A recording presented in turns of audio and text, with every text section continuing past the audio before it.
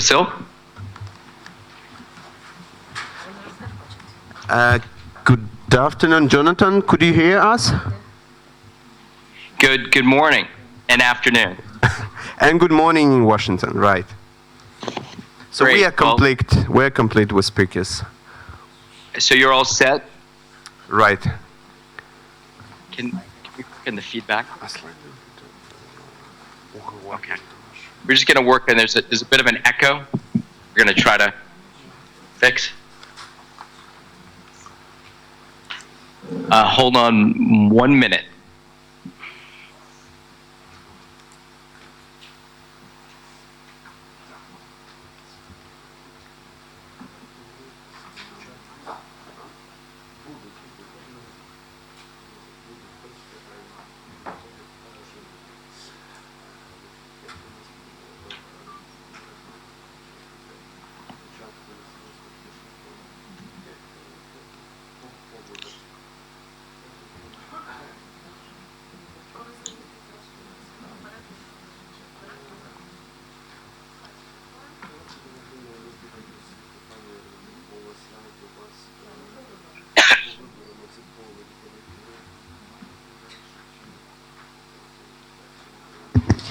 Колеги, можемо розпочинати.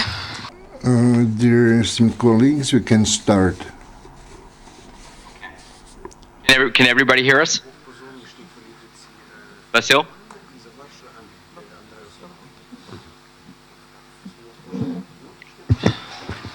Just a second. I think we're ready to start in Washington.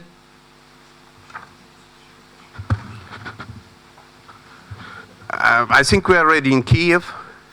Great. So why don't we start off? I just, like you said earlier, I just want to welcome everyone. Good morning to those who are joining us here in Washington in person. Good afternoon, good evening to those who are in Ukraine. I know that we have a number of people who are joining us, both from Canada, from Europe, from Brussels. Typically, we have a Brussels feed, but we're also in the middle of summer vacation for many across Europe, I'm sure including in Ukraine as well, and in Washington. So I want to thank everyone for being here. I think as many of you know, the election that took place on Sunday in Ukraine, parliamentary election, was really historic in many ways. It's brought to power President Zelensky's party. I know that there's still maybe a couple of numbers coming in, percentages of votes that still need to be counted, but from all indications, we can see where this election has brought to power really a new political force that a year ago at this time, I don't think anyone could have predicted that there would be a President Zelensky and that his party would have a majority in the Rada.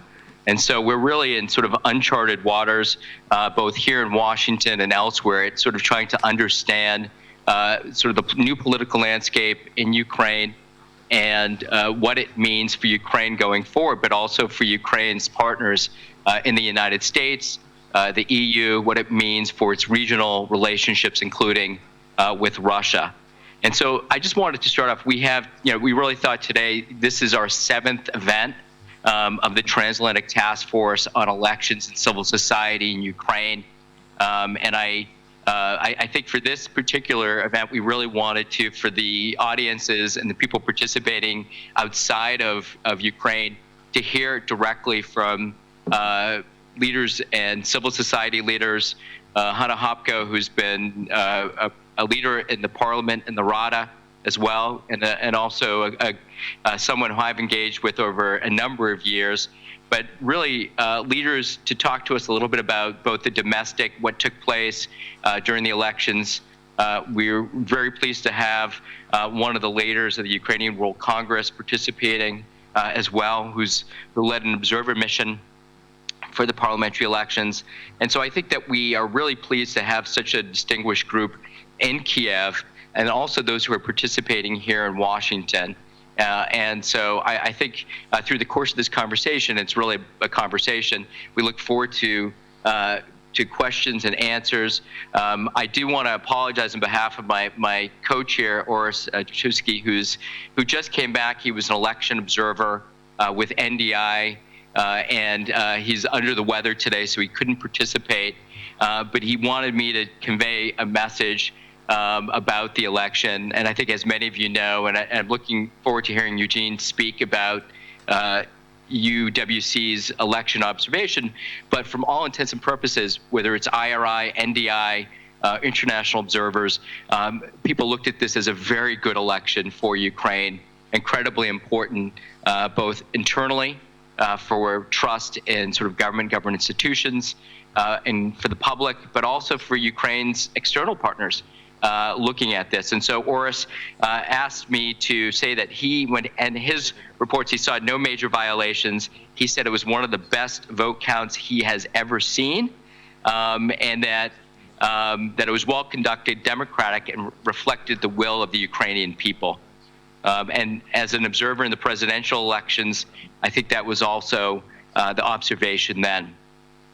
So we're going to hear shortly from many of the experts on the ground. I just want to do a quick run through to thank our partners for this event. Ukrainian World Congress, Reanimation Package Reforms has been our main partner over the last several months. Ukraine Crisis Media Center, which has been gracious enough to host these events, also has been a grantee of the German Marshall Fund's Black Sea Trust, so we appreciate that partnership.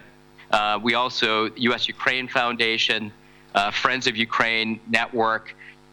It's been a long list of people since last October that have engaged in a conversation across the Atlantic, across Europe, in different capitals in North America to really focus on Ukraine. And as I've always said before, the people in this room and that have been working on this, particularly from the European and American side, are as strong as supporters of Ukraine's democracy and future, and Euro-Atlantic institutions as one could find. And so we appreciate you being here. If I can, I'm just going to do a quick run through of all of the speakers today. And I think I'm really looking forward to hearing from all of them. There's so many questions that I think we have. Whether who's going to be the next prime minister, who's going to be the next speaker, will there be a coalition, even if one is not necessary? Who will be the next general prosecutor? I think we're all hoping that it will be somebody that the Ukrainian public, but Ukraine's international partners can look to as somebody who's independent and will be willing to tackle corruption cases, and will work, with the government, but also who will be leading the efforts on independent judiciary, anti-corruption court, many of the things that the public has asked for in Ukraine and international partners are looking at to understand where Ukraine is going next. So if I could just start, just introduce the speakers. And Vasyl, I'm going to send it over to you just after I introduce the speakers, because I know the first thing that we want to do is talk about the election itself and the conduct of the election, but also maybe some insights into one of the issues that Ukraine has been tackling, which is Russian interference in elections, which is something the United States is also challenged with as well. So I want to just introduce Hanna Hopko, member of parliament in the Rada, head of the Committee on Foreign Affairs. She is an expert in advocacy, media, political communications. During the Euromaidan revolution, Hanna launched with other activists a coalition of Ukrainian NGOs focused on implementing reforms in Ukraine. She headed the list of Samopomich Party and was elected into the parliament in 2014. Hanna, that doesn't do your bio service, but you've been one of the leading voices for Ukraine globally, working and often here in Washington and Brussels. And I just want to say thank you for your leadership over the last several years, and your efforts to strengthen the partnership between Ukraine and the United States, Ukraine and Europe, but also I know having your country's best interests at heart. And so I just want to, sort of applaud you for all that you've done over that period. Iryna Bekeshkina is the director of the Ilko Kucheriv Democratic Initiatives Foundation, one of Ukraine's most important and reputable think tanks and polling agencies, a leading Ukrainian sociologist, and for over 10 consecutive years has been named in Focus magazine's top 100 most influential women in Ukraine because of your role in influencing Ukrainian politics, economy, and public opinion. You've also joined us previously, and want to thank you for your, for being willing to participate, but also from better understanding your wisdom. And I think I know that you probably you've been looking over data over the last several days, trying to best understand what took place, why people voted the way they voted, and what it means for the future of Ukraine. And I just want to say to all of you for being here, I know how busy you guys have been pre-election, post-election, and so it's really, we deeply appreciate the fact that you're taking a bit of time to speak with us. Eugene Czolij is the head of the Ukrainian World Congress International Observer Mission to Ukraine's 2019 elections. Since 1993, he's been a member of the board of directors of the Ukrainian World Congress. From 2008 to 2018, he served as president of the Ukrainian World Congress, a member of the Quebec Bar, and is a senior partner at Lavery de Billy, one of the largest law firms in Quebec. And you are a veteran of many things, Ukraine, in terms of previous elections as well. And obviously the Canadian Ukrainian diaspora community and Canada itself has played such an important role working with this government, the previous government, and has contributed greatly. So we're really looking forward to hearing from you and to your observations. Taras Schevchenko is the director of the Center for Democracy and Rule of Law, think tank which focuses on independent media development, anti-corruption, and civic support. Schevchenko has also served as the board and co-chairman for RPR, and is a co-initiator of the Chesno Civic Movement, and who's also someone that I've worked with previously. Thank you so much for your leadership of many of these issues, and looking forward to hearing from you on a number of the topics we discuss. Andreas Umland is a senior research fellow at the Institute for Euro-Atlantic Cooperation in Kyiv. From 2010 to 2014, he served as an associate professor and lecturer at the National University of Kyiv, Mohyla Academy's Department of Political Science. Before this, worked as a researcher at Harvard's Davis Center for Russian and Eurasian Studies, and taught at various universities. Thank you, Andres, for being there, and also for looking forward to hearing about your wisdom on sort of the foreign policy trajectory of Ukraine, and what this election means. Obviously, we know there's a number of difficult topics, what to do with Russia. Obviously, President Zelanski has made this a priority of resolving the conflict in the East. Easier said than done. Obviously, there's multiple factors that play into that, including how the Ukrainian public feels about this type of engagement. With that said, I wanted to just thank, again, all of our speakers, and I didn't miss anybody in sort of announcing them, but I did, and I apologize for cutting short your bios. It doesn't do you a service to read these short bios based on all the things that you have all accomplished and the work that you're doing. Vasyl, if I can send it over to you now to kick us off, and we look forward to hearing from you and all of our speakers in Kyiv. Thank you.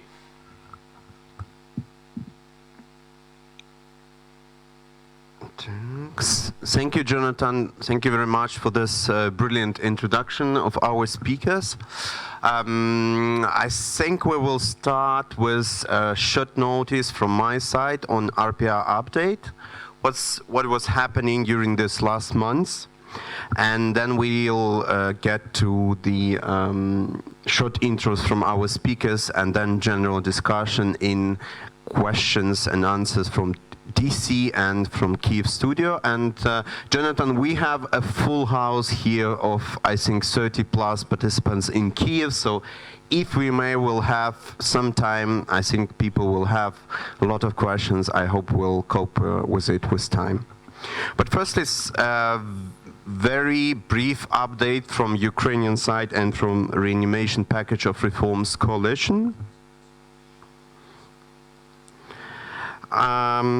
I just want to concentrate on two main aspects of our work and second will be the elections, but first is reforms. And it is very important to notice that RPR, for the last 7 months, were coordinating a process of civil society participation in the Ukraine Reform Conference, which took place in Toronto just 2 weeks ago. But it's not, it's the biggest conference on Ukraine in the world. I don't know if you have heard of it, but the very important point is that we as civil society prepared the main visionary document, which states 17 principles and 17 fields where reforms are needed for the next 5 years. The visionary document is called Toronto Principles, and also our experts of the RPR coalition and our partners, not in the coalition, but from other civil society organizations, think tanks prepared together 12 sectoral briefs to make in details what should be done in the next 5 years. And with this document, you could get accustomed today. Also, we have it in printed materials. But what is important to mention is that the situation we have after the elections could be described in 2 words: window of opportunities, right? 3 words: window of opportunities. And we very much hope that this is the time to reshape communication and partnership between civil society, government, business associations. We started this process with, we very much hope, with Toronto Principles, and we as a coalition now advocates it as priority for reforms, as piece of our expertise to decision makers in the office of the president, and hopefully with the new government and new MPs. Right? And it's very important that it was made in an inclusive way, with regional consultations, with online consultations where every Ukrainian citizen could contribute, and we have more or less good spectrum of bright ideas what should be done in Ukraine for the next 5 years. And it's part of a bigger process for RPR, because our big analytical product is the roadmap of reforms, which states, which is an analytical piece of, I think, more than 70 pages with 4 fields of reforms which should be done in the next, and recommendations and policy ideas for the next 5 years. And second important point on parliamentary elections, we were not silent as a coalition at this time. And there are 2 aspects. First is that a lot of our members of the coalition took part in different forms during this parliamentary election. For example, Committee of Voters is one of the biggest Ukrainian watchdog on elections. We have Detector Media NGO, which was monitoring the media landscape. We have also Ilko Kucheriv Democratic Initiatives Foundation, and Ms. Bekeshkina will talk a bit later what they already prepared with exit polls. We have Center for Democracy and Rule of Law, and the director Taras Schevchenko today will tell more what was done during this period. So we were rather, it was an intense time for us. And secondly, during this time of parliamentary campaigning, we had different types of closed and public meetings with party leaders and representatives of top 10 parties which candidated for the parliamentary elections during June and July. And it's very important to mention some policy ideas from which get consensus for that time. Among all the parties, or most of the parties which we now have as election leaders. Firstly, decentralization. The position on decentralization is clear of most of political parties. Decentralization reform should be completed. Second one, electoral system. Most of the parties proclaimed that they support the open party list with regional lists, which actually was adopted by the parliament, but there is a big question if it will be signed by the president or not. Thirdly, anti-corruption. All the parties stated the position that some of the anti-corruption agencies like NACP should be reloaded. And fourthly, on judicial system, right, that judicial bodies like High Qualification Commission of Judges and High Commission on Justice should be also reloaded or reshaped. Also very important on foreign policy, we received a consensus on voices from political parties that Ukrainians should move forward with European integration and getting closer to NATO standards. And lastly, on the economy, a big privatization was supported. Secondly, reduce of influence of oligarchs. And thirdly, all the parties, except of Bekeshkina, the Muslim party, supported the idea of opening of the land market of agricultural lands. I think that's all for me in very brief.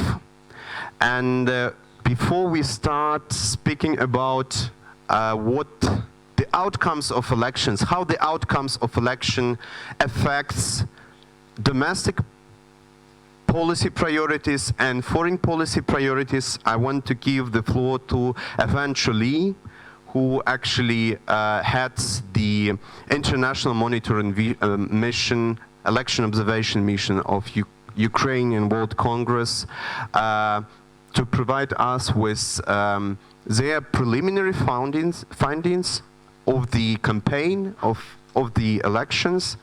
And secondly, very important, I think nobody did it, at least at this campaign, in terms of international observing missions. They also, for the first time in history, I guess, provided media monitoring and of the elections very, very deeply and smoothly. And Pane Eugene, the floor is yours.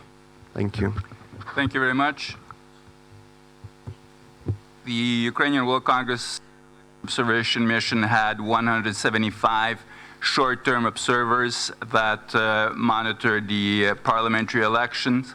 The short-term observers came from 30 countries in the world, and we were the only mission that monitored the election process both in Ukraine and in various countries where Ukrainian citizens were able to vote in diplomatic missions throughout the world.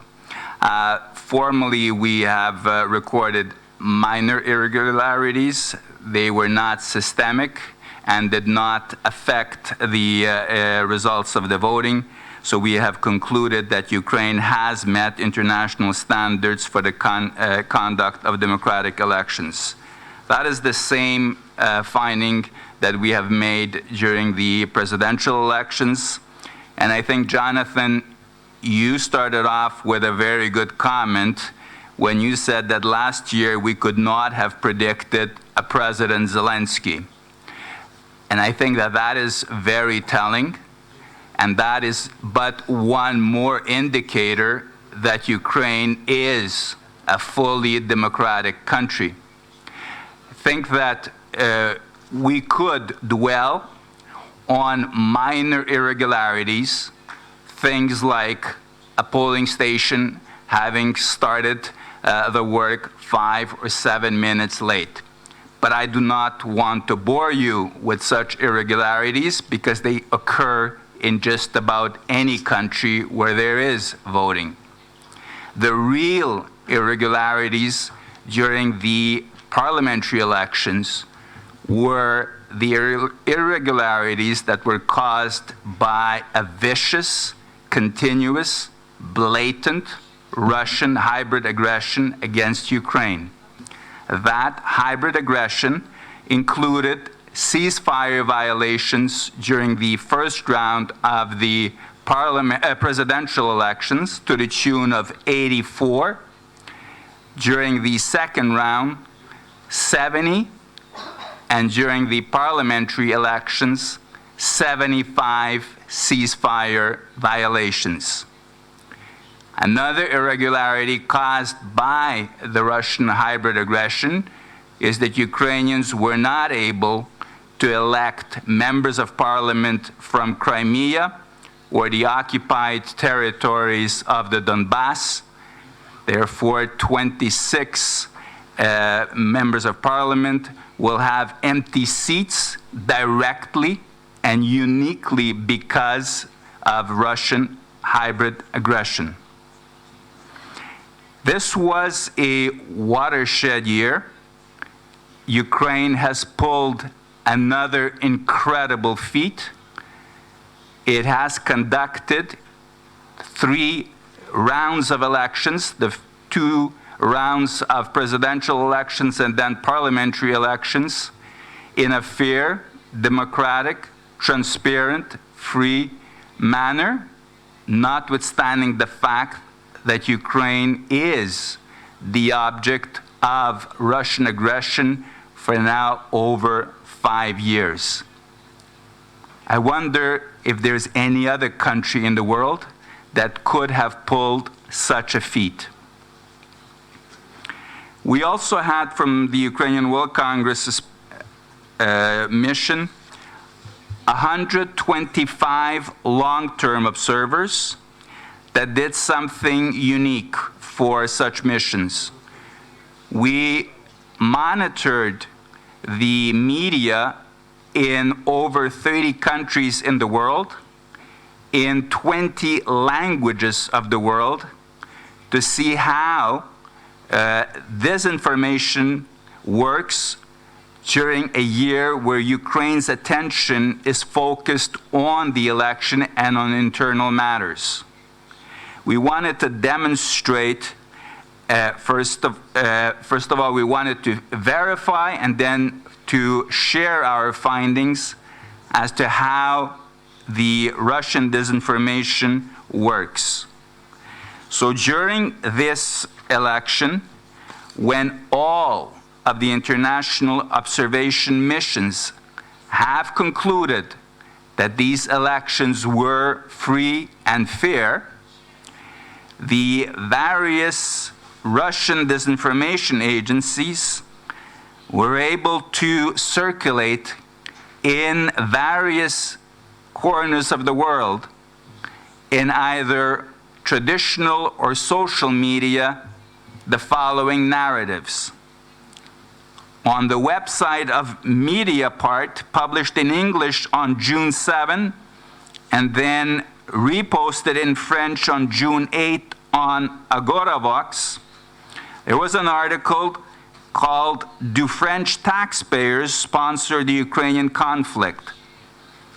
And then in the core of the article, I quote, it was written, "All these events are causing more and more protest by ordinary French taxpayers who ask whether France is financing the Ukrainian war in the Donbass and outright anti-Russian propaganda, clearly insinuating that it is Ukraine that is waging war against the Russian Federation in the Donbass and spreading anti-Russian propaganda, and that French taxpayers are financing such efforts."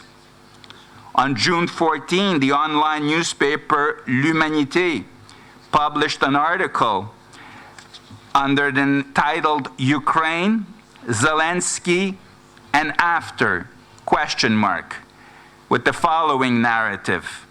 "The euphoria of the overwhelming victory of the novice Zelensky should not overshadow the emergence of a nationalist, anti-Russian, and xenophobic extreme right, which served the post-Maidan Ukrainian power.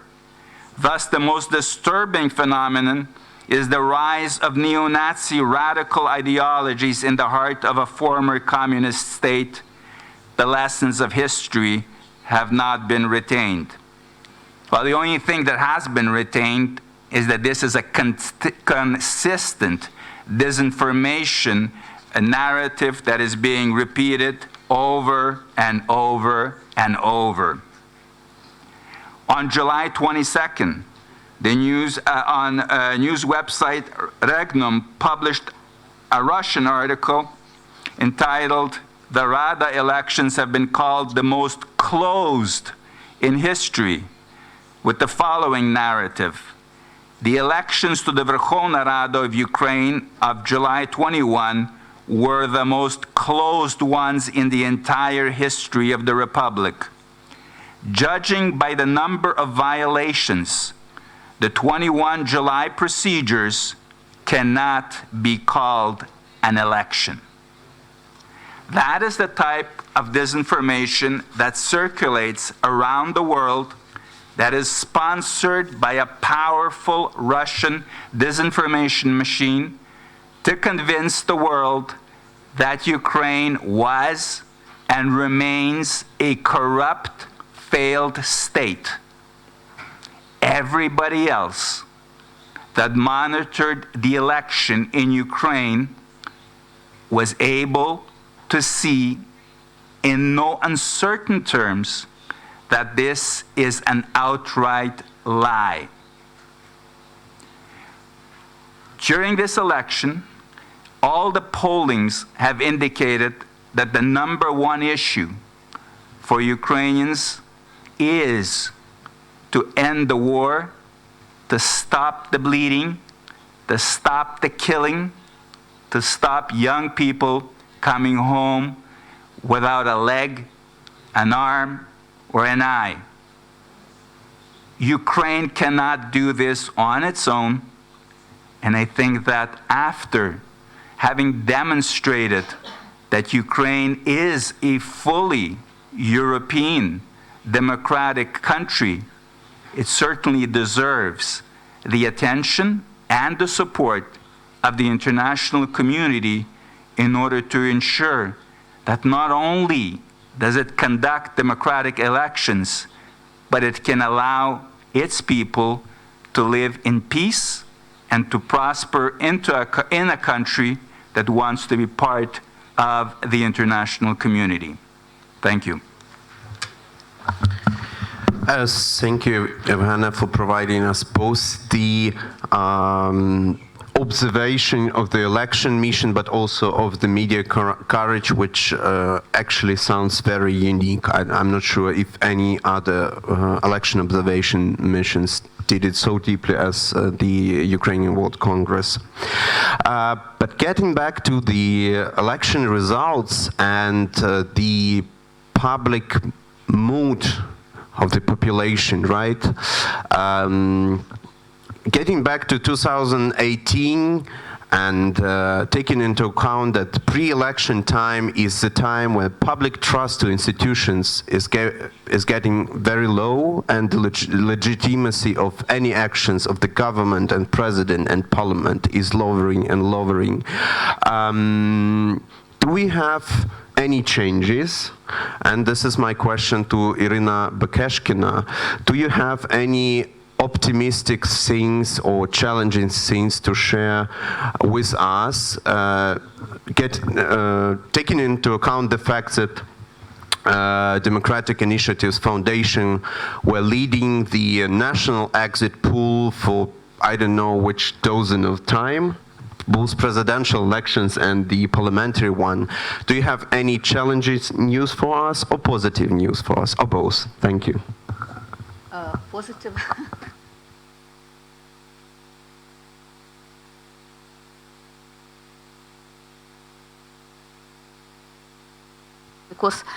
Because we could not explain maybe future, not understanding the past.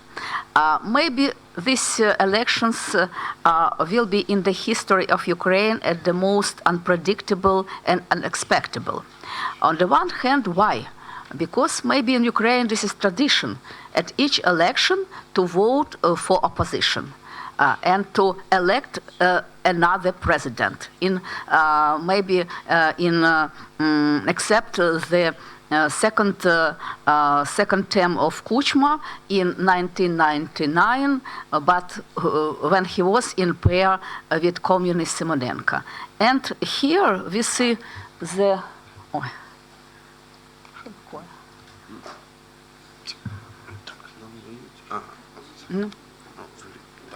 Вот так? А, вот так.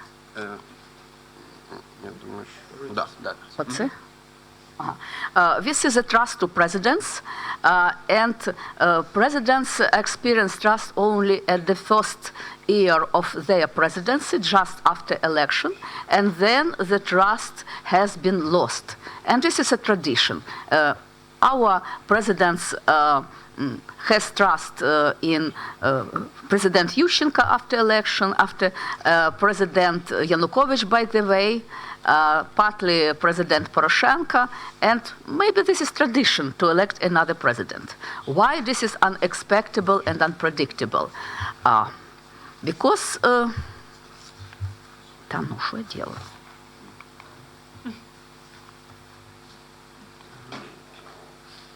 Ага. Так. А воно працює взагалі? Vasyl? No, Vasyl? No. Can you hear me? The next, please.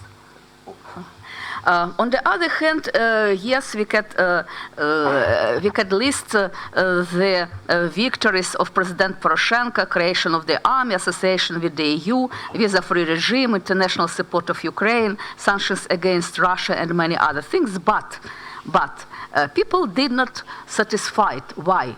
Because they follow main mistakes and main failures. First of all, that the warfare in the East was still going on, 70%. Prices and growing of salaries were not growing. Communal payments have significantly grown. There was no confidence in future in people and high level of corruption. And the general disappointed was also quite pessimistic. Next. Pessimistic. We see that at the end of 2018, more than a half of population thought that there will be nothing good at the next year, and only 17 hoped that something could improve. It's very important. That was a mood of election the next president. Here we see why unpredictable, because for a long time Zelensky was among several 4, 5, 6 candidates, and Tymoshenko was at the first place, and it was not predictable who will be in pair with her. But after the new year, the rating of Zelensky began to growing very, very fast. Why? Because people wanted to have new political leaders. Especially after the Revolution of Dignity. In 2013, only a half of population wanted such leaders. After Revolution of Dignity, 70%, and before elections, 66%. Why? What new leaders they wanted? Next, please. What should new political leaders be? 3 main qualities according to public opinion. First, not corrupt, 54. Honestly, 45. Willingness to protect the interests of ordinary people, 45. Professionalism, 16 only. So, and they saw this new leader in Zelensky. When we ask about the motivation voting for Zelensky at the first round of elections, the main motives. First, attracts as a person, about a half of population. The candidate is fresh blue, 32.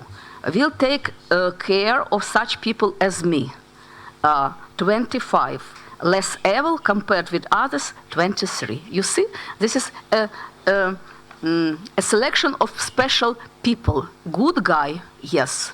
And it was very important for the majority of people to select good guy. That it can be explained very, very maybe unpredictable thing. Why? Why a man who never was in politics, who never dealt with government ruling, who even never was involved in public activity, was elected as a president. And then some maybe shocked figures.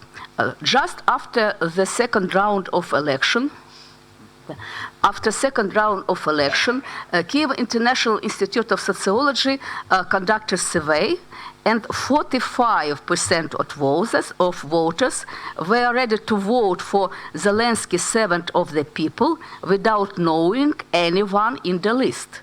Even Razumkov was not that time. Country of dreams.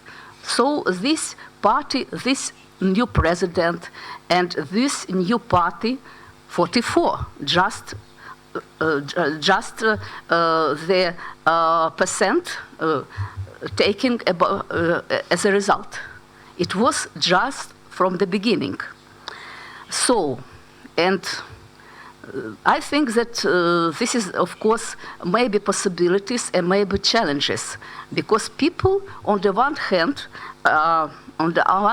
people now feel something like euphoria. They feel that it was their victory. They elected people from us, from people, elected people from people, new political forces, new politics, and it was some kind maybe of electoral Maidan. I'd like to remind you one of the slogan of Maidan, authorities get out, it was, and of course challenges, because people could wait for miracles. Next, please. What then? What about public mood? What about possible reforms? Next, please. You see that Ukrainians are very interesting people, and from the maybe very beginning of independence, they felt that Ukraine was going in wrong direction. And only sometimes, just after presidential election, they felt that Ukraine was on the right way. Now, this is the situation. Now they feel that Ukraine is on the right way. Moreover, next please. At once, as never, people believe that reforms in Ukraine could be successful. Only now. And what reforms have the priorities in public opinion? First of all, for a long time, this is about drivers of reforms, and more than 60% feel that President Zelensky could be driver of reforms. I'd like to remind you that the same questions we asked several times, and President Poroshenko was about drivers of reforms too, but only have 24%. President Zelensky, just now, from the very beginning, have more than 60.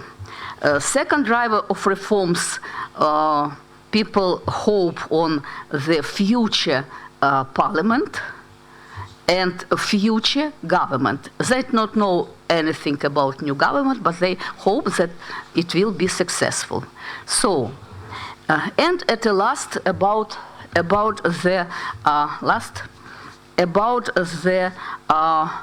reforms they consider the most important. For a long time, from the very beginning, for last years, the main reform is anti-corruption reform, then reform of law enforcement, health reform, pension reform, and army reform. So, on the one hand, what is the challenge? On the one hand, we have maybe the most positive mood of people in favor of reform. Moreover, in our opinion poll, more people than before are ready to patient for reform sometime. They support both new president and future parliament and future government, and moreover, president and future parliament and government could act together and will be supported by people at least first time. But on the other hand, this is a question about the way they go on. So we don't know, honestly speaking, and that's the question. And the last. And I think that we should work together. We should unite efforts of reform drivers, not only parliament, government, and president, but civil society, business, media. If necessary, we should put pressure on the government. If it will be needed to work together with our Western partners, fight with populism, it's very important because people are in the expectation of miracles, and help government establish communication with citizens. I think they could this without us. Thank you. Thank you very much, Iryna. At one of the last slides, it was the slide about whom people put the main hopes as drivers of the reforms in Ukraine. One of the names of the list were volunteers and civil society organizations, with 21% in June 2011, which is rather high, right? But more or less stable for the last several years. And my question is Taras Schevchenko, who is one of the civil society leaders in Ukraine. Taras, do you feel that, as I mentioned, there is windows of opportunities for us, for civil society, to step up and propose a reform agenda to the government, to the office of president, to the new parliament? And what are these main priorities which maybe you have, we have as a civil society, and maybe either any match with top political parties which propose such priorities? Thank you. Thank you, Vasyl.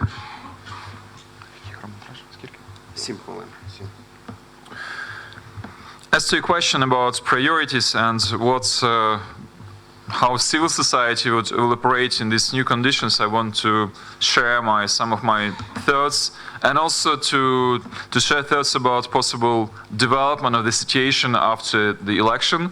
We already know nearly 100% of results of the election. At least the picture is pretty clear, and it's absolutely clear that we will, as civil society, be in quite a new challenging situation.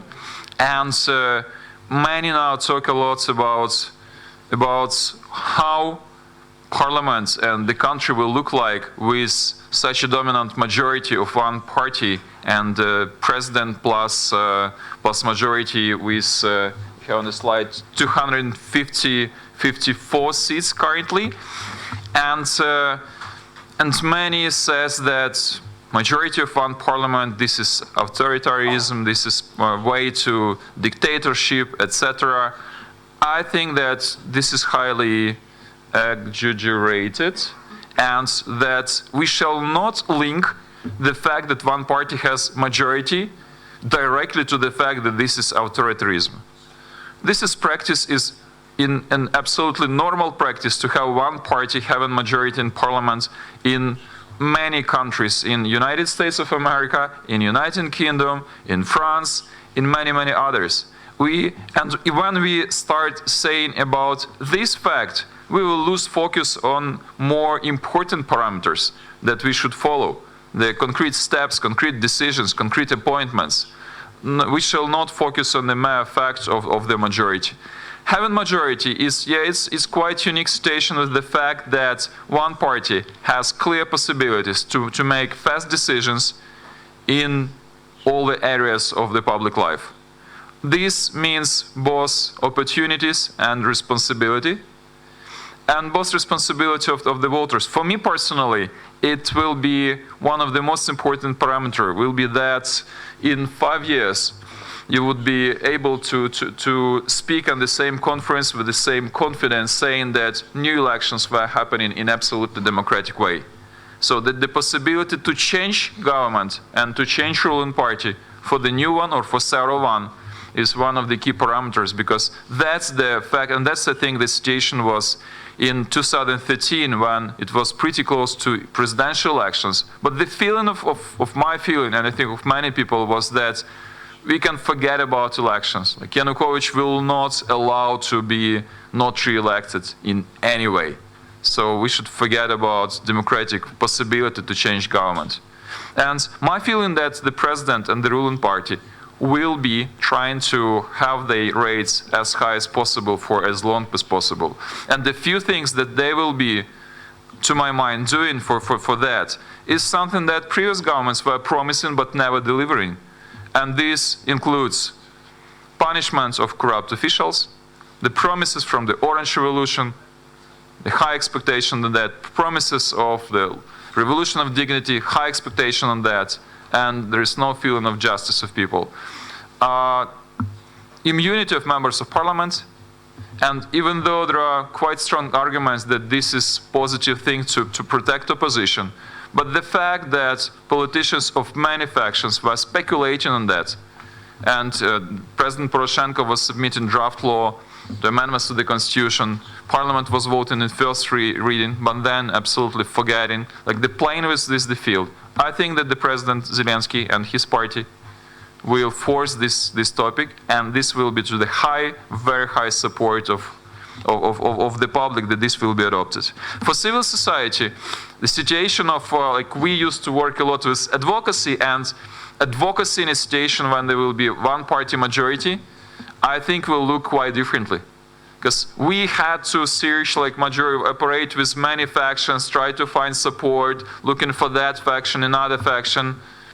We probably should restudy our advocacy skills and advocacy approaches, because for the next period, the advocacy agenda or advocacy efforts will be connected largely with only one party. It will not be that important what is position of the smaller parties.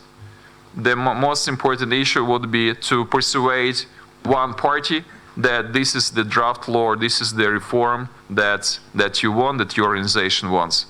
We in Center for Democracy and Rule of Law already had meeting, our general meeting yesterday to discuss this shift in advocacy approaches, because the traditional way will not be working.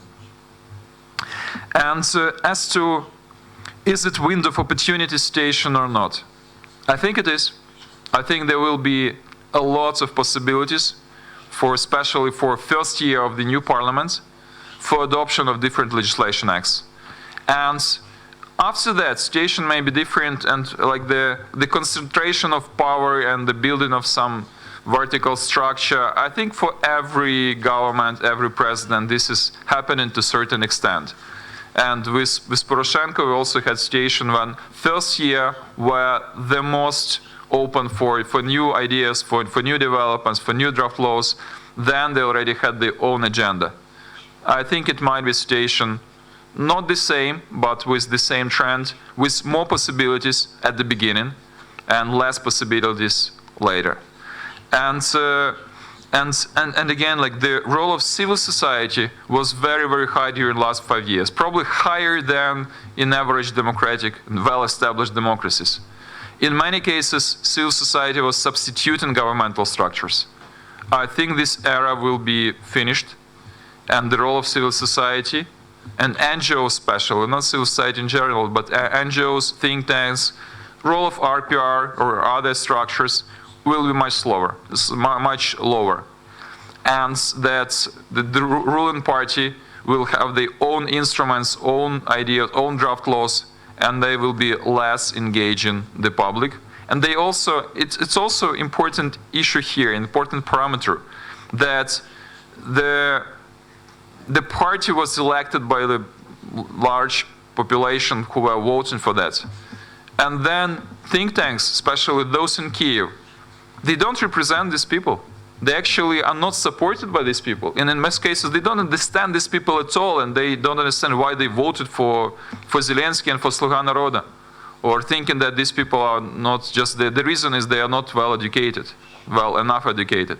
And in this regards, there is big risk that civil society is going to, and think tanks are going to self-exile, and with their own thinking of their role, but not understanding what in reality is happening. The situation is changed, and the lessons that should be learned were not learned. To finalize, I want to give 3 advices to think tanks, to civil society. And the first one, that in most cases organizations should decide, make a decision to watchdog or to help. To have a role of watchdog for the government, or to cooperate and help and support. And that should be quite a clear decision. Second, look for window of opportunities, and I think there will be quite many for both roles. And third, forget about idealism, not be idealistic, not think about some idealistic scenarios which is not possible, or idealistic politicians which is not possible. We always create very high expectations, which finish with very deep disappointment. And disappointment is always the result of high expectations. And this idealism that we have, I think in many cases it's not useful. So that's my recommendations in my opinion. Thank you, Vasyl. Thank you very much, Taras, for giving us this broader picture and telling why it's not a black and white situation. But so we covered a bit the domestic policy reform agenda, the mood of the people, which is now mostly on the positive side, as we heard from Iryna Bekeshkina. But getting back to foreign policy agenda, it should be mentioned, it was very symbolic. The first diplomatic visit of President Zelanski was not to Moscow, not to Minsk, not to US, which he's going to visit just hopefully in several weeks or months, but to Brussels. And he stated there very clearly that Ukraine's ultimate goal to become EU and NATO member is it. It's true, and we will move forward on this path. Secondly, what we heard during consultations and public discussions with political parties, and what we have now from the list of parties who are entering the parliament, 4 out of 5 parties have either in their political manifestos or by declarations they support fully European and Euro-Atlantic integration, right? So I might consider this as 2 positive signs. However, I think Hanna Hopko, who has this experience of the parliament's work and working hand in hand with both the government, the parliament, and former president, and analyzing what's going on now very, very smoothly, right? Hanna, do you feel that this is all true, or do we have some not only positive signs but challenges on foreign policy agenda? And what are these challenges? How do you what do you think? What is the main challenges for us in the next 5 years? Thank you.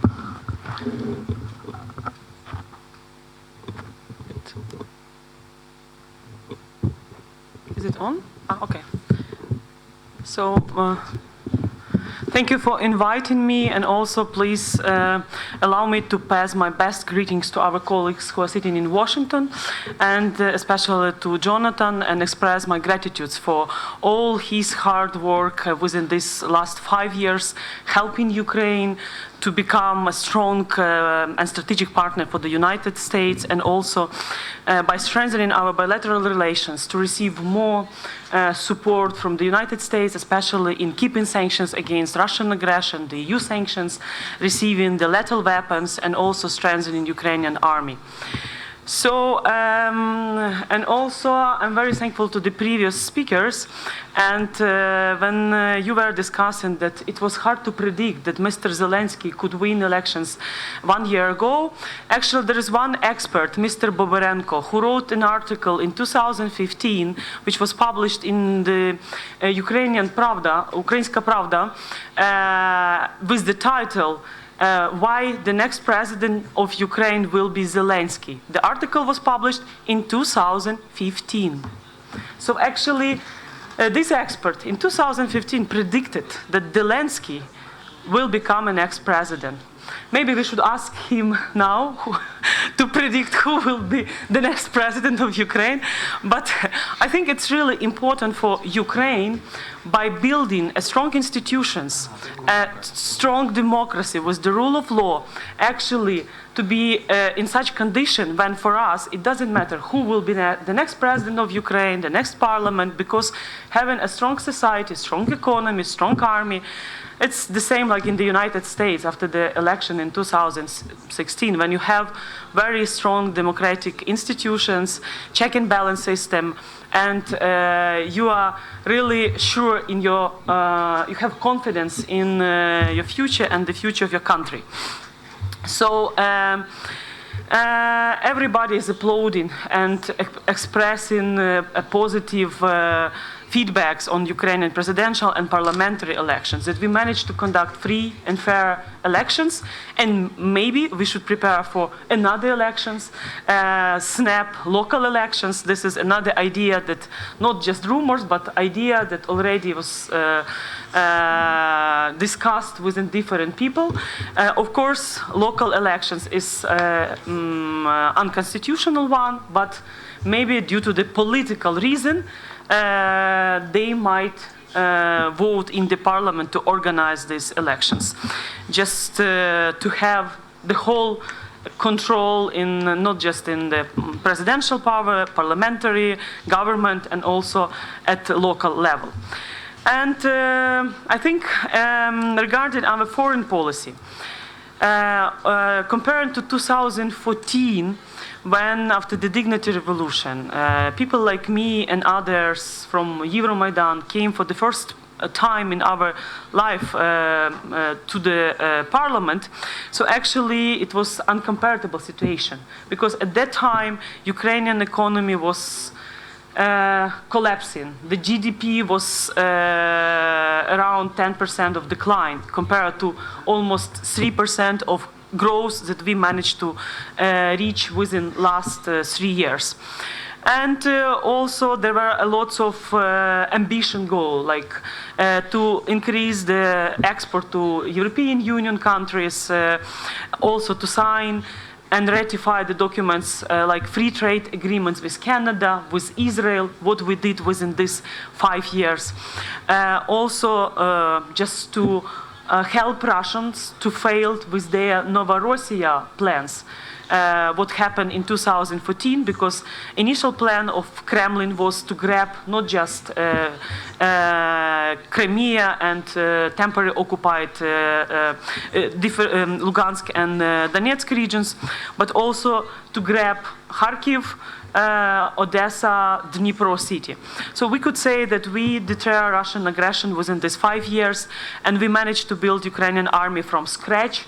And now we could say that Ukraine is contributing as a key and strategic partner of NATO in eastern flank of NATO.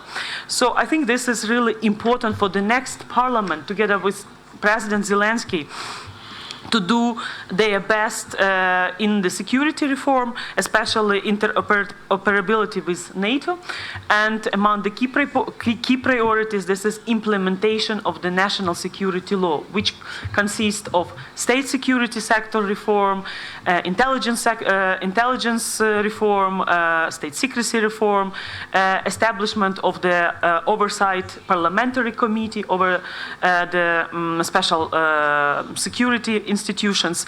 So I think it's really important for international partners who are observing very carefully what's going on in Ukraine, because the successes of foreign policy depends on the achievements at local policies. So I think first it's really important for the new parliament, especially to the servant of people, first to continue positive changes within different reforms what we started, like decentralization reform, it's untouchable, education reform, healthcare reform, because there are reforms for which it's not enough like one convocation, 5 years, or even 10 or 15. Because, for example, decentralization reform in Sweden to conduct decentralization reform took over 30 years. So this is really important to understand that these reforms should be continued, but not like stop or starting from scratch. And also it's really important not to touch reforms we started in identity sphere, like decommunization, culture, state language legislation, and many others. And I think the first legislation which will be adopted by the new parliament will be another sign, like the first appointments by the president after the inaugurational speech. It was also very important test to see where are we going. And also I think that this approach, nothing about Ukraine without Ukraine, also it's demand a lot of efforts, and also it's require strategic approach and work together with the parliament and government and civil society and Ukrainians living abroad, like the World Congress of Ukrainians, because within all these years in our advocacy of national interests abroad, I'm really very thankful for Ukrainian diaspora people from the United States, Canada, Australia, Germany, and other countries, because within the cooperation with the World Congress of Ukrainians, we managed to achieve a lot, like keeping sanctions against Russia, conducting a lot of military trainings for Ukrainian army, helping Ukrainian soldiers with rehabilitation in different states, increasing the level of investment to Ukraine. So I think when Mr. Zelanski, during the Ukraine Reform Conference in Toronto, was kindly inviting investors, saying, invest in Ukraine, because within last years, in very difficult circumstances, we achieved a lot. We have stable economy. The inflation rate is also declining. So, but this is the achievement what within all these years we managed to do, because when Yanukovych left the country and what is now, it's really uncomparable. So let's be honest. And I truly believe that all the people within the servant of the people party, which was Iryna Bekeshkina mentioned, that people demand and wanted to see honesty, not corrupt, willingness to protest their interests. And so I hope that newly elected MPs within the servant of the People Party will become a true servant of Zelensky promises during his presidential campaign. So now Zelensky has a true army of MPs in the next parliament and no barriers to implement and to deliver what was promised. And the window of opportunity for him is only probably 1 year and even less. because the expectations are so high, so actually he probably has less than 1 year. And of course, we have to keep in mind that Russian ongoing military aggression against Ukraine and the strengthening of Medvedchuk and the fifth column representatives in Ukraine. So they will continue the war against Ukraine using political instruments and also using their media, not monopoly now, but in the future it could be a monopoly. But now let's be very frank that Russian representatives buying Ukrainian TV channels, when now you could see on one TV channel more often Mr. Putin than Mr. Zelensky, I think this is a big threat for the future of democracy in Ukraine. And I think it requires a very probably radical steps from the National Council of Security of Defense, what unfortunately Poroshenko didn't do. But I think it's really important to stop this occupation of media space from media Russian money invasion into the media freedom in Ukraine, because this is really very dangerous for the future of Ukraine. And also coming back to our foreign policy priorities, I think it's really important, and I'm now working with newly elected MPs on who potentially will become members of the Foreign Affairs Committee, helping them like orientation and also preparing the first visits to Brussels, Washington. And I think it's really important to continue this practice of one voice policy. When we are abroad, we are representing Ukraine, not our party or factions or small groups. And I think after unconditional return of Russian Federation to the Parliamentary Assembly of Council of Europe, I think it's really important to be very proactively in advocating our interest abroad, because I think the next step could be the weakening sanctions against Russian Federation at the EU level.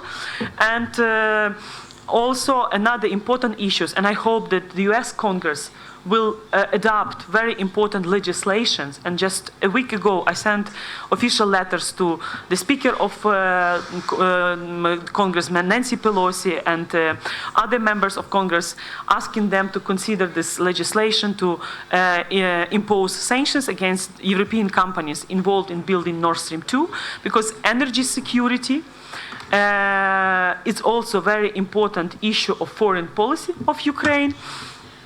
And we will see what how Russians will be acting within the next months. I mean, the deal with Gazprom, which has to be continued. And also, I hope that what we managed to do, incorporated in our constitution, fixing that EU and NATO membership perspective, this is a key goal of foreign policy and strategic goal of our country, will make this course irreversible, and also will make obligatory for the parliament and the government to implement all legislation will not contradict with our key and strategic goals. So I hope EU and NATO integration will be a part of among key priorities. And you mentioned the visit of Zelensky to the United States. I think Ukraine should invite President Trump to visit Ukraine, because if you the last visit of the United States President to Ukraine was George W. Bush in 2008. So I think if we are saying about strategic partnership between Ukraine and the United States, so I think it's worth to invite United States President, and it will be very logically, because he is planning his visit to Warsaw at the beginning of September. I think it's just 1 hour flight to come to Kyiv, like he did during his flight to Japan, visiting South Korea. So I think Ukrainian presidential office and Zelensky, Ukraine and Kyiv is a very, we have higher level of hospitality, and we have a lot of ideas what to propose to our American partners.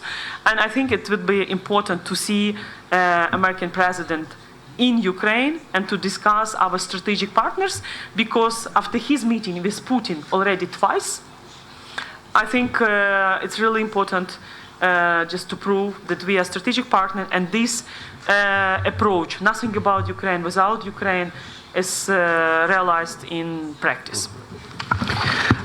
Thank you, Hanna.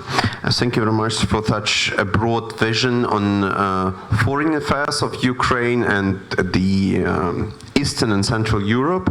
And getting back to Andreas Umland, who is senior researcher at the Institute of Euro-Atlantic Cooperation. I have many questions to you, but I will ask only two, because we very much hope to get questions from DC audience and here, from Kyiv audience.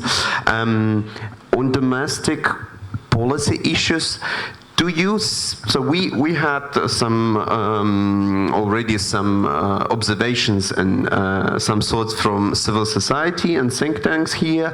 Do you feel that this mono-coalition or one-party majority is more an opportunity or more a threat for Ukraine? That's the first. And second one on foreign policy, right? Hanna Hopko already mentioned this very, very bad situation for Ukraine and for Ukraine's allies in the world, with Russia getting back to Parliamentary Assembly of the Council of Europe without fulfilling any resolution, anything, any point on getting back Crimea and Donbass and all sovereignty territories to Ukraine. Do you see what is the perspective of Ukraine of being more active to preserve and to keep this alliance of support? And are there any challenges on this? Thank you. It's funny that you are asking that, because that is exactly what I thought I would be speaking about. And it sort of follows up to the excitement of me being here, which is connected to what Jonathan mentioned at the beginning, is that I taught from 2010 till 2014 at the Kyiv Mohyla Academy. And one of my students at that time was no other than Vasyl. And I'm incredibly proud that Vasyl is now here moderating a transcontinental roundtable, is speaking for the reanimation package of reform. This is, for me, as one of your many teachers here, very, very pleasant.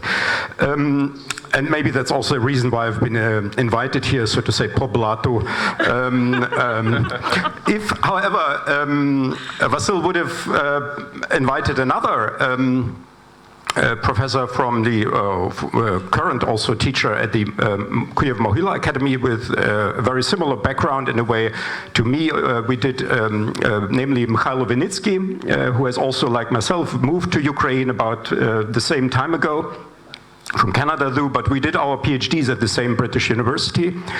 You would hear here, I don't know whether he was also your teacher, Mikhailo, so if he had come here by blood, maybe instead of me, he would give a very different speech from me. So he is much more of a representative, and this is a little bit of a bizarre element of our roundtable here, is that, as Jonathan mentioned at the beginning, and as also the mood is in Germany, I can tell you, there's a lot of optimism and there's a lot of positive thinking about this change here. But in the Ukrainian elite, there's actually a lot of pessimism and almost apocalyptic assessment of the current situation. And I think the approach that comes from, I would call, the post-Soviet paradigm, which is the idea that there has been no real revolution, and that is sort of that the continuity of the post-Soviet space will come back here.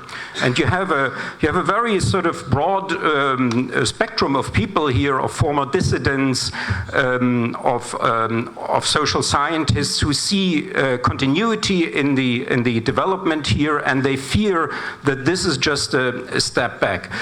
Mikhailo is Vinnytsky is somewhat more sophisticated, I would say, in that he is a theorist of revolution. He has just published here in the book series I'm collecting called Ukrainian Voices, I think the best book, by far the best book on the Euromaidan, and he acknowledges that the Euromaidan was a revolution, but he has a very pessimistic view on the current stage out of the theory of revolution, not so much out of a post-Soviet theory and out of a view of a continuity of developments here, or this sort of comparable developments here. Ilya Ponomaryov has recently warned that there might be now a similar situation like with United Russia in Ukraine with the Servant of the People Party. With Vinnytsky, this comes out of a theory of revolution and the sort of view that what we could be now observing here is a sort of a Thermidorian reaction, like after the French Revolution. And the term that has been used here much in Ukraine is revanche. Yeah, this is the view that some people have here, and I'm just saying that this is what I'm now going to say is going to be very different from both from the post-Soviet paradigm and also from the Thermidorian, as I would call it, paradigm. I'm more on Taras's line. I would call it the Westminsterian paradigm, and say that and that now I'm coming back to Vasyl's question. I see more opportunities than risks in the current situation. I'm less fearful. I neither think that this sort of post-Soviet paradigm here applies to Ukraine as much as it does apply to other post-Soviet republics that have gone through these sort of restorations. I also don't believe that the Thermidorian paradigm that Mikhailo is afraid of applies here as much. I see more chances.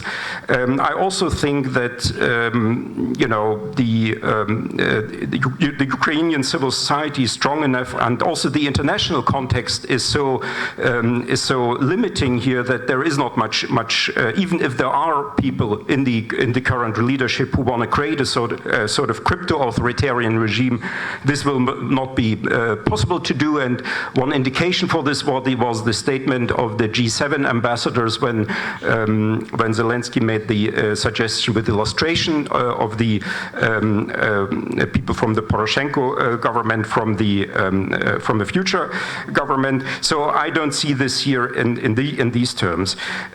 I would rather refer here to another scholar whom I also learned a lot about, who also taught at the Kyiv Mohyla Academy about 10 years ago. Ingmar Bredis, a German scholar who has wrote his dissertation on Ukrainian parliamentarism, and who has applied here a concept which he calls habitual elite continuity. And his observation has been already 10 years ago, and in that way I think we are overestimating what has happened here in 2019. Is he has observed that there was a lot of fluctuation of deputies, of ministers, of parties, of prime ministers, always in Ukraine, and you had this enormous elite fluctuation, and you had also these large swings in the parliamentary elections, but there was a surprising continuity in the behavior of the political elite, and he calls this then habitual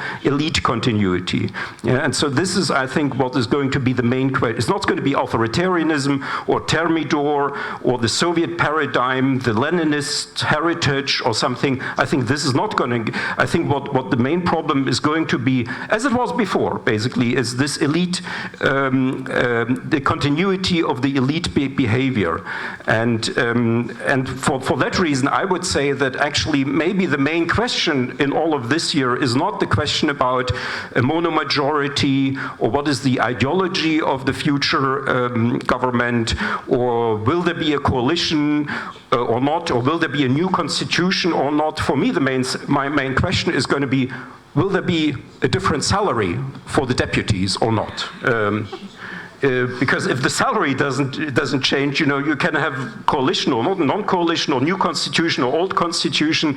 If you don't solve this issue, I'm afraid we're going to have habitual elite continuity, even after these deep structural changes, where we have for the first time this one-party parliament and government, and when we have for the first time a president. This is also a big structural change, who doesn't come from the old either Soviet or post-Soviet political class. So this is, if we get a third structural change, and that we get higher salaries for the deputies, I think then we have a serious chance to get out of this habitual elite continuity and may get a different behavior of the parliamentarians here, and maybe a simple rule would be like what is done in the EU, that the deputies of the European Parliament, I think they get a third of the highest court members of the EU. So now I think the members of the highest courts in Ukraine, they are actually earning pretty well. You know, they have very good salaries. By Ukrainian standards, they have extraordinarily good. And if the deputies would get here a third of the highest courts, then we could perhaps be on a level where a deputy could live in Kyiv. I mean, he would or she would have, and there are now fortunately many more women in the parliament. They could live in Kyiv a decent life with a third of the highest court salaries, and then this habitual elite continuity that Ingmar Bredis was speaking about already 10 years ago could be overcome. And now to turn to the second question quickly, if I have the time. There is, I think that this is a very sad story. In fact, I think there's not much, I see much fewer chances here for positive change. The odd thing here is, of course, that basically the promises here of Zelensky are the same as Poroshenko's 5 years ago. And that was, the paradox that why was an oligarch elected after an anti-oligarchic revolution? Well, because he promised, and it was assumed by the electorate, that he would be the one who should be able to end the war in summer 2014 with Russia, and he was not able to do so. And actually, I think now the situation is much more complicated now, because Ukraine has lost a lot in this war. I would even say that in a very strange way, Russia has also lost a lot. Lost a lot of money. They've also lost soldiers there, or irregular soldiers there. And I'm afraid what the logic now of the Russian leadership is, more so than even in summer 2014 when Poroshenko became president, that if they give Ukraine, let's say, in a first step, peace, and that is what everybody wants. The West wants it, the population wants, Zelensky wants it, they should get something in return. The strange logic in Moscow may now be, well, we've now invested so much into this conflict, we got sanctions, we've put so much money in it, we have to get something. But for the same reason that Ukraine has lost so much, of course, there are many Ukrainians, maybe most Ukrainians, who would be even less willing to give Russia something now in exchange than this was the case in summer 2014. And I think there's a big misunderstanding also in the West, still, in spite of the 2015 experience, when the West pressured basically Poroshenko to put into the constitutional change that was then planned for the decentralization, the special clause about the special status for the occupied territories, and then the whole decentralization constitutional reform got rejected, and there were then 3 or 4 people killed, actually, and 5 even at the end, in front of the Rada in summer 2015. And I think there are many people in the West who still don't understand that you can pressure Ukraine as much as you want. Even if you would get, I don't think it will happen, but even if you would get Zelensky to make substantive compromises that Russia wants, you may actually get a real civil war in Ukraine, not just a fake civil war in eastern Ukraine, but you could get here in Kyiv a real civil war if you pressure, so to say, or if you give Russia what it wants. And Russia wants simply a little bit of Ukraine Ukraine's sovereignty and a little bit of Ukraine's territory. And that is what Russia expects, so to say, in exchange for peace. So I think, and this whole passportization story, I think illustrates this very well. One could have expected that, well, Russia, this is all about language and culture, and it's all about, nationalism and all these things. And you have now this new president who is very different in his ideology and in his public discourse from Poroshenko, who has just started now to speak regularly Ukrainian, who is much less into this sort of Galician cultural discourse, who seems to have a different idea about history and memory politics, and he's elected, and what comes is an announcement about passportization, first of the occupied territories and then of the entire Donbas. So you would think in this sort of conflictual paradigm that Russia would be happy with this new president, and they would sort of, try to find some rapprochement, but in a way, the exact opposite has happened, and actually, in a way, you could argue now that Minsk is dead with the passportization, because it becomes impossible now to, if there are many people in the occupied territories who actually obtain a Russian passport, to implement Minsk as it was thought about. But maybe I finish at that. Thanks. Thank you, Andreas. Jonathan, are you still there? Yes, we're still here. Yeah, so I pass the words to DC studio now. Thank you. Great, thank you. And I just want to thank again all of our speakers in Kyiv as well. Obviously the focus on domestic and foreign policy priorities of the new government. Also the focus of civil society and adjusting to the new situation in Kyiv. And I just want to say that I think it's obviously critically important. If you can hold on one second, we're dealing with a little bit of echo. Okay. Hopefully that's a little bit better. But I just want to thank again all of our speakers going to all these issues. And to point out, one, it's so important, I think what Hanna said, she mentioned the fact that she was engaging these new members of parliament. And I think that it is important both for civil society, members of parliament. Still working on the sound system here. Let's see if that works a little better. And how important it is to continue to work with these new members of parliament. And I think from the U.S. side, how important it will be for these new members, and I'm glad to hear that they will be well briefed and hopefully will be engaging here in Washington and Brussels and across Europe. That is important. And my main takeaway from all of what you said was opportunity. Opportunity in Ukraine, opportunity for Ukraine's partners to engage.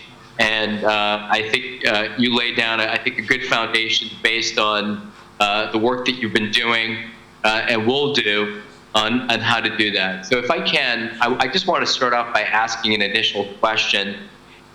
You mentioned the need for Ukrainian civil society to shift how they engage with this new government. How would you suggest from both Washington and Brussels and partners of Ukraine, how should they be shifting to engage this new government and also to address some of the needs of this new government? I think it's particularly important that we recognize here in Washington, and I can speak for Washington, this shift that's taken place. Both want to better understand what it means, but really how to engage a new set of parliamentarians in a new government that does not have a long legislative experience, history, and particularly the president, in running a country and its foreign policy and domestic policies. How should we be adjusting that engagement, both the United States, Europe, and partners of Ukraine? And then I'm going to open it up to colleagues here for questions.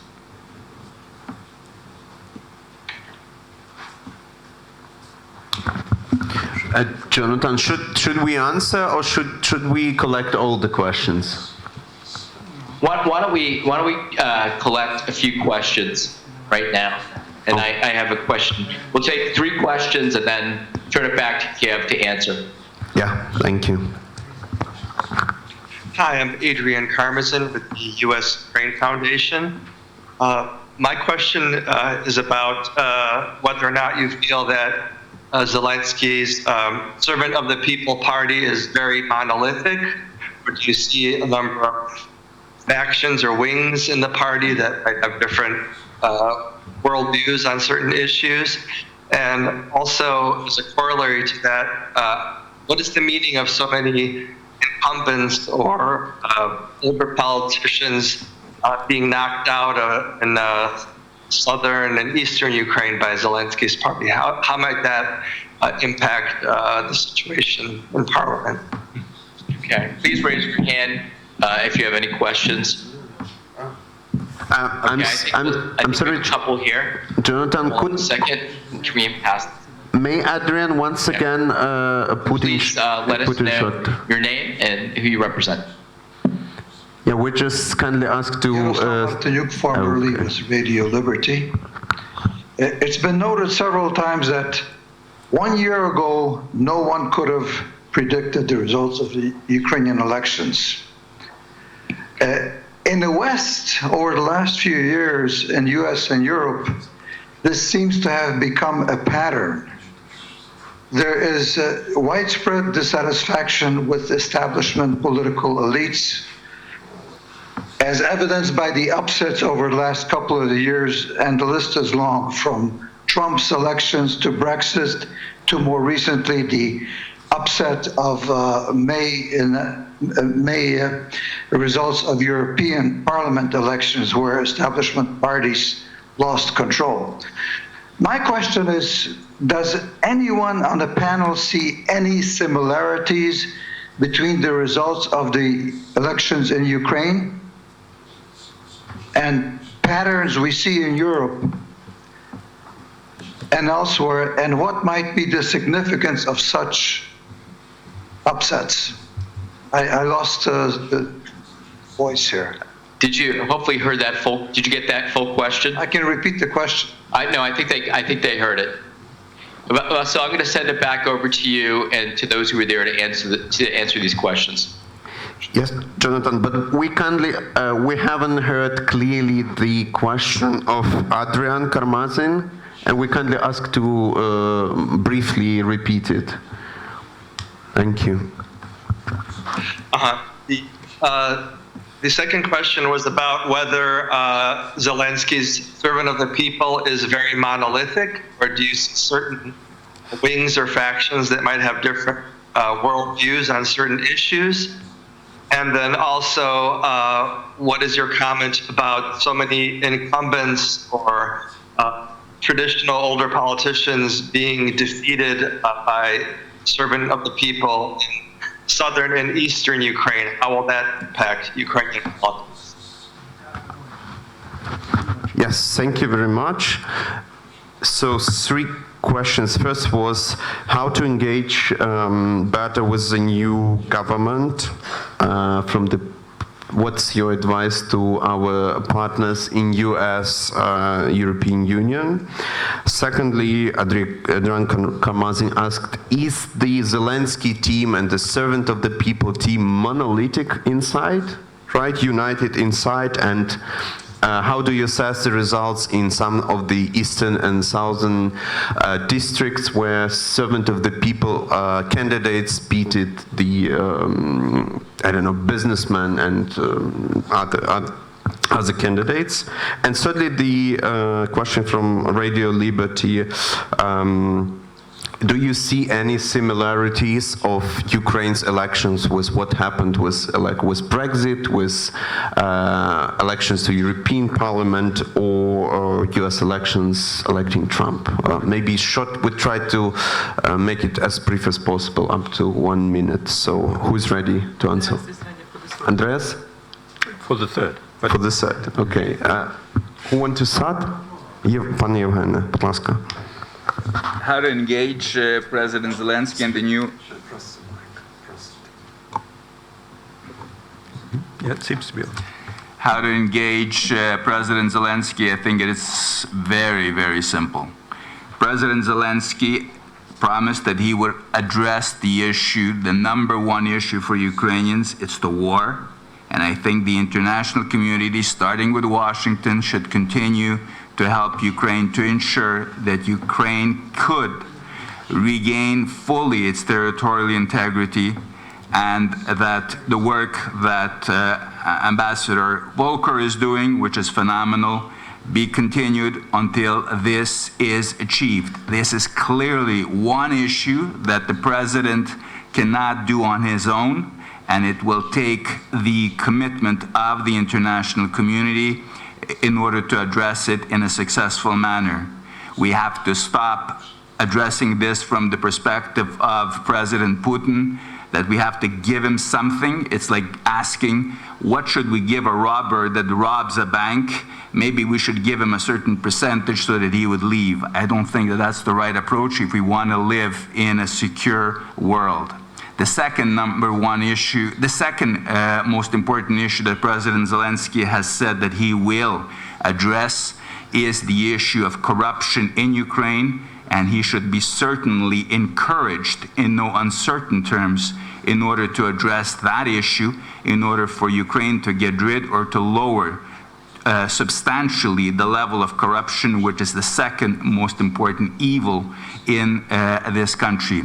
And finally, I think that both President Zelensky's and the international community's expectations to President Zelensky's both office and Rada should be one of patience, remembering that it took God 6 days to create the universe. So President Zelensky should certainly be given the opportunity to address the issues in a normal framework, and the international community should be engaging him in order that these two most important issues be addressed in an orderly manner. Thank you, Mr. Czolij. Hanna, maybe your comment. Thank you. Just to add what Mr. Evgeny just said, I think this is really very important for the West to have very principled position and do not trade with principle and values. Because if we name Russia as an aggressor state, it also creates a new vision how to deal with Russia. Because this hybrid diplomacy, what we have seen within many years, or to solve the conflict in eastern Ukraine by the expense of Ukraine, is unacceptable, and this is actually really important. Because when you read Mr. Surkov article published this February, the «Долгое государство Putina» or the endless state of Putin, you see a clear strategy of Russian Federation. If you ask the West, the EU, and also the United States, what is the strategy towards Russian Federation, so you will see the answer like sanctions. But sanctions, this is not the real strategy. This is just the instrument. So I think it's really important to be as much supportive to the new president, and also to put red lines like de-oligarchization in place. It's really very important. And also, I think it's because, just to mention, Mogherini never visited eastern Ukraine. The key person responsible for foreign policy and security of the European Union, she wasn't able just to pay a visit to Donetsk or Lugansk, like Severodonetsk, Kramatorsk, and other important cities. So I think where German Marshall Fund could be very helpful to organize the visit of different think tanks to Kyiv and also to meet with the newly elected MPs, because it's one story to write from Washington or Brussels, another to meet people in person. And also I think it's really important, and this will be one of my advice to the new head of the Foreign Affairs Committee and European Affairs Committee, to invite delegations from Brussels and from United States Congress visiting Ukraine as soon as possible, and I think here where the World Congress of Ukrainians could also be very supportive in helping to organize these visits.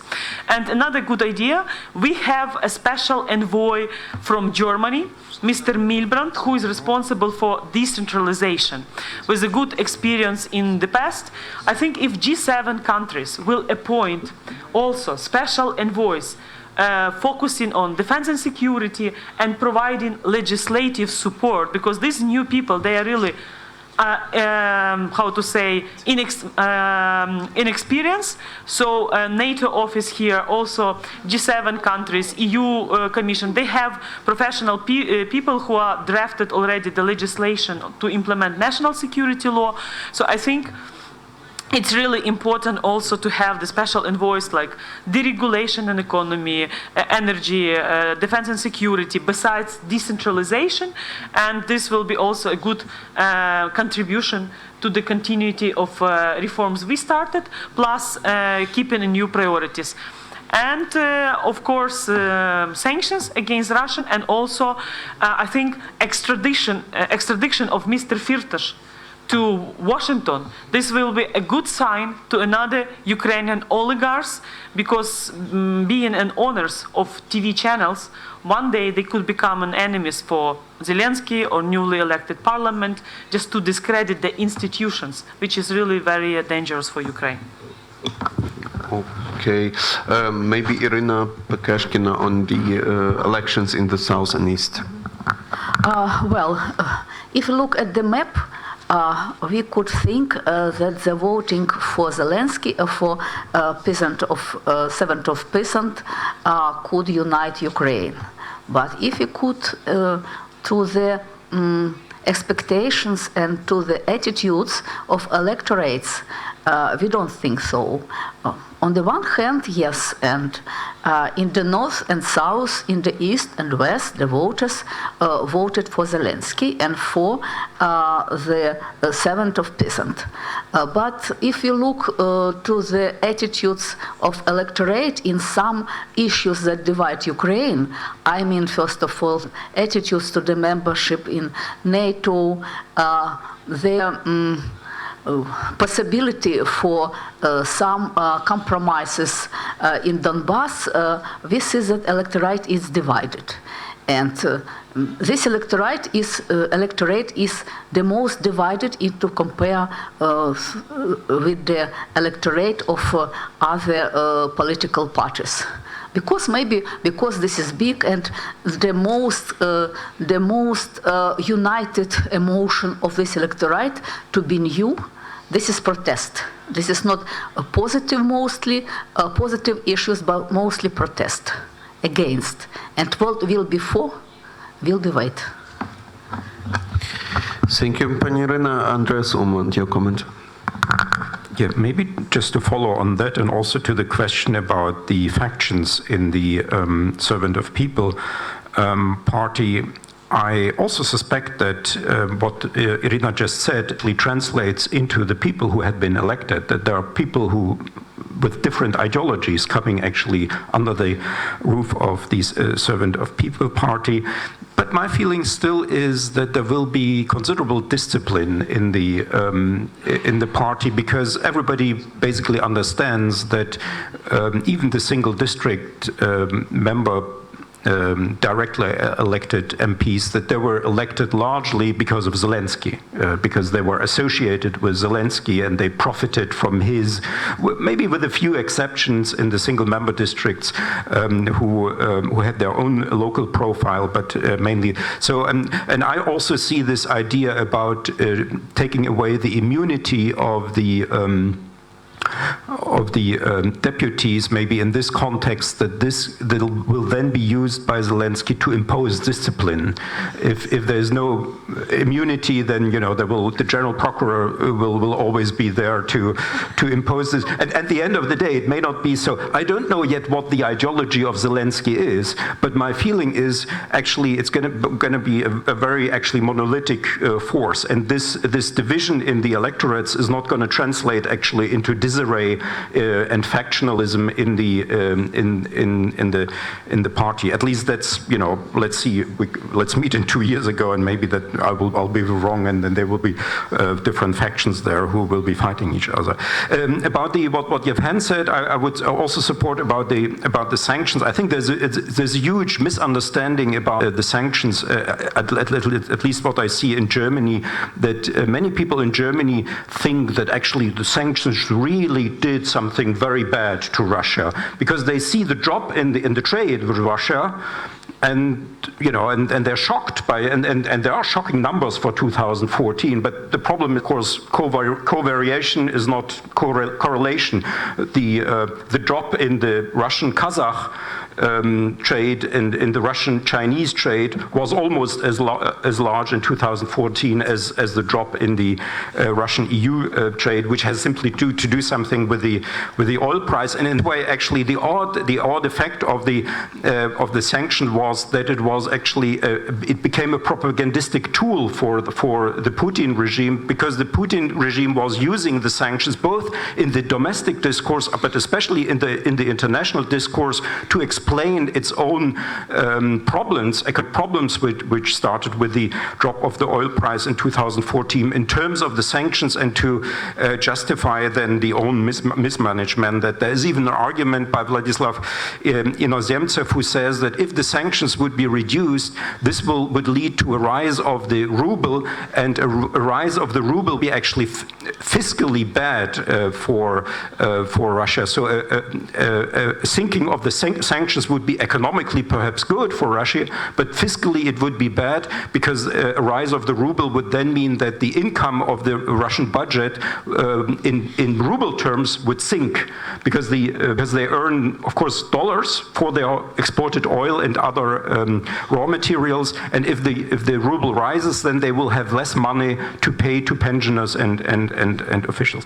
And finally, to the patterns of protest voting and populism in the West and Ukraine, perhaps there is maybe in the personal perceptions there are certain similarities between let's say the Trump voter, the Brexit voter, and the Zelensky voter. But if you look at for instance, at the generational divide, it's actually the opposite. In the Brexit voters were old, the Trump voters were old, the young voters voted for Clinton in the US, the young voters voted for Remain in Britain, whereas in Ukraine, the older generation voted for Poroshenko, for continuity, for stability, and the younger generation across the country voted for Zelensky. So this is a principal difference in these two, if you like, populist movements, which to me at least is quite fundamental, actually, that we have actually two very different types of populism here. Thank you, Andreas Umland.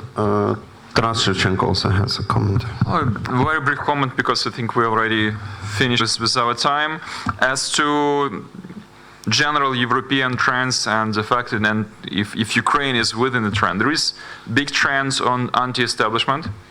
And I think here Ukraine is even harder because of special, the situation and huge criticism and negativity, where even with these anti-establishment movements and wishes of people. And second, there is a big trend for bigger direct participation. And that's Zelensky and his party were using, because of change of technology and wish of people to be directly involved in the democratic process. It's general both in Europe and it is here in Ukraine, for people to participate in decision making. Thank you, Taras. Vasyl, I think given the time, that it's probably important at this point to turn over some of the questions to our audience in Kyiv. Thank you, Jonathan. So back to you. Dear colleagues, як я вже казав, ми маємо час для запитань. Dear colleagues, we have time for questions. Say that we are almost out of time. Let's collect up to 3 questions from the audience. If we have, do we have 1? 1, 2, 3. 3. Okay, let's keep 3. Please just name yourself and ask the question very, very briefly. Thank you. Hello, my name is Stanislav, College of Europe alumni and Professional Government Association member. My question would be to Pani Hanna Hopko. Since you mentioned about lobbying our interests abroad, if I'm not mistaken, right now there is a process of public consultations in Brussels as for replacing Eastern Partnership program that would end in 1 year. Is Ukraine taking part in this process, and what are the expectations from the new Eastern Partnership? Thank you. Thank you. Second question. Second question here from Ivanka. It looks like we have a lot of people from the Professional Government Association. I'm also a board member there. And as our association and NGO civil service reform a lot, the question is devoted to the civil service reform. So do you think that the top level management of the civil service, I mean like the governors of the local districts, do they think they will be nominated or appointed on a merit basis? And who do you think these people could be? What should we expect from them, and what kind of people? Are they at the same level of people as the party, or they're going to be more professionals? Like what would you, let's speculate about it. What do you think about that? Thank you. Thank you. And one more question, but please very brief. Leonid Khmyakov.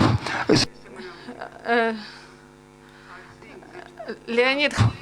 Reforms can be realized in this country before you are able to enforce oligarchs to pay taxes. Do you have some plans to tackle with this problem? Thank you. So probably we'll start with Hanna Hopko. That was the first question, and go further. Thank you for your question. First, I would like to see more ambitious from Brussels towards Eastern Partnership, because within all these years, with some differentiations within the Eastern Partnership countries. For example, Ukraine, Georgia, Moldova, we have free trade agreements, association agreements, visa-free regimes compared to Armenia, Azerbaijan, and Belarus and others. So this 2020 deliverables for 2020, I think it's nothing, honestly saying. So actually, I hope the EU will provide us more, and we could compare the EU and NATO, because last year we lost this opportunity to receive the Enhanced Opportunity Program during the NATO summit in Brussels because of Hungary, Germany, and other countries. So I hope it's also important for Zelanski. Just another example, if West is really supporting Ukraine, the doors for all these like alliance and the union should be more open, like proposing more something than this discussion that are taking place during the Eastern Partnership. Thank you, Hanna. Second question was about top-level civil servants and the merit based of it, and probably is the reform which the bloc of Petro Poroshenko party provided, making heads of state, oblast, and regional administration a political post instead of normal civil service appointed by competition, actually. Are there any ideas on that? No ideas on that. And okay, the last question was about the role of oligarchs. Actually, during discussions with RPR experts, every and each party were supporting the of influence of oligarchs on economy and finances of Ukraine, but either any okay, and Hanna Hopko. Okay. In this regard, I have one message to our colleagues living abroad, because I think this campaign, presidential, then parliamentary snap elections, just prove the big influence of oligarchs who are the owners of TV on the results of the campaign. And all the parties who were against oligarchy, they were daily on the key oligarch-owned TV channels. So I think the investment from the West, supporting different programs, independent media, it's now even more and more important, because look at TV channel Zik, which is now owned by pro-Russian forces, also with News One, 112, and Inter and others.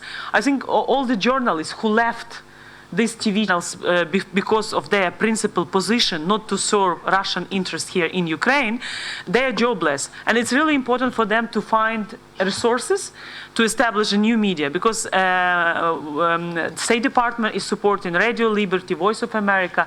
This is really important to have this unbiased, independent media. But I think for the future of Ukraine media, and also for reforming our country within this hard transformation period, without independent media, it will be really very, very hard. Look at the TV channels of Mr. Pinchuk, or Mr. Kolomoisky, or Mr. Akhmetov, or Mr. Firtash. Who are these people on these TV channels?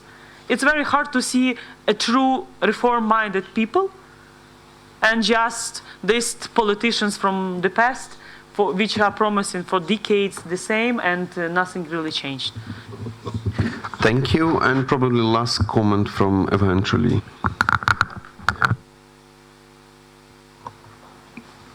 Closing on the two rounds of the presidential election, one parliamentary election, I have heard over the last week and a half so many statistics that it's incredible. But there's one statistic that is most telling and the most encouraging regarding this whole process that I have heard last Monday at a meeting with the National Democratic Institution, the NDI, that polled Ukrainians in December of 2018 and in May 2009. There was a question that was asked, the same question during those two periods of time, 5 months apart. And the question was, do you think that the presidential election will be fair? And in May was fair. In December 2018, those that have answered that the elections will be fully free and fair was 6%.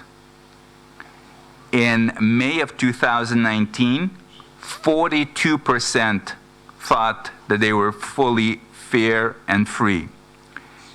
Somewhat free or fair were 40% in December and 46% in May. This means that in December 2018, 46% of Ukrainians thought that the presidential election will be either, and that number grew dramatically to 88%. That is simply incredible. Over 5 months for that type of change of attitude. And I certainly encourage the internet that. I certainly encourage the Ukrainian population in Ukraine to build on that in order to do some actual and true nation building for the good of this country.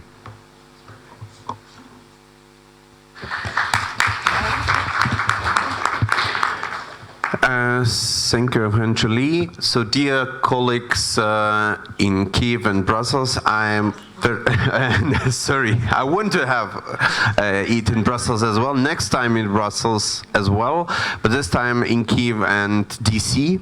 I want to thank all the speakers here at Kyiv panel, all the guests here in Kyiv studio for your time, your attention, and I hope we will meet in a month or a bit more time again.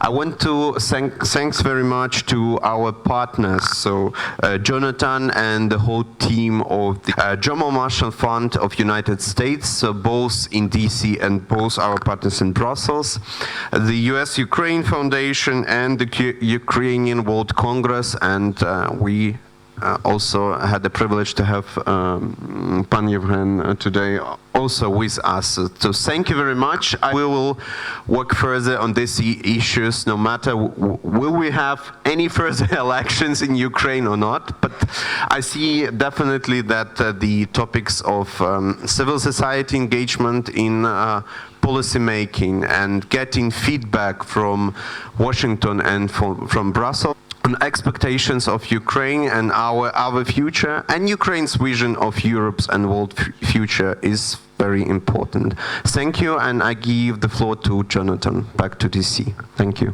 Yeah. Thank you again. Thank you to all of our speakers in Kyiv, for those who participated in Washington. So understand that we have a substantial number of people who've been watching via video, and my understanding is that it is on both sides of the Atlantic in terms of those that are watching this. And so, Vasyl, I just want to thank our PR, Ukraine Crisis Media Center, all the partners that you mentioned, but really for the speakers, because I know this has been a busy period. Thank you again for being here. All of you laid out the tremendous opportunity, but also challenges. Hanna, hopefully we can take you up on GMF, bringing over a delegation of think tanks, both from Washington, from Brussels as well, over the next couple of months. We're already talking about sort of next steps with GMF's my colleagues in Bucharest with the Black Sea Trust about how best to do it. Please know that on the other hand, we look forward to hosting here at Brussels and in GMF's offices, the new members of parliament, new government officials, you as well, and think tanks. This effort of the task force was set up to create a link between a transatlantic link between the United States, the EU, and Ukraine, to strengthen that relationship. And we will continue to find ways to do that. And we're always here and ready to host and to engage. On that note, I just want to thank everybody again. We look forward to our next task force meeting, an event, and we'll be working towards that. I think we might take a little time off in August and return again in September. Thank you. Take care. Thanks.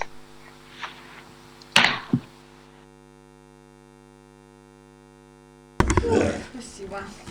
И вам все. Пошел.